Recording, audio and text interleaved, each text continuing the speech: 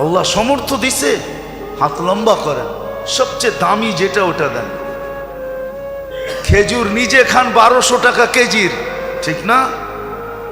1200 টাকা কেজির খেজুর নিজে খান, সৎকার হিসাব করতে, ফেতরার হিসাব করতে আসা 100 টাকা দামের খেজুরের হিসাব করেন, ঠিক না? রাগ হয় না, কিন্তু নিজেকে নিজে প্রশ্ন করেন যে আমি কি করলাম। যদি আপনার ভিতরে কিছু থাকে, সব পার্টস নষ্ট হয়ে গেলে ওটা ভিন্ন কথা, আর যদি কিছু পার্টস এখানে থাকে তাহলে একটু নিজেকে প্রশ্ন করেন না যে আমি তো বাসার জন্য প্রতি মাস সারাটা মাস খেজুর কিনলাম 1200 টাকা দামের, সুক্কারি কিনলাম 3 কেজি 1500-1600 টাকা দিয়া, আর ফেতরা দেওয়ার সময় আইসা হিসাব করতেছেন 120 টাকা খেজুর, কেজির খেজুর খাইলেন কত দামের, দিতেছেন কত দাম।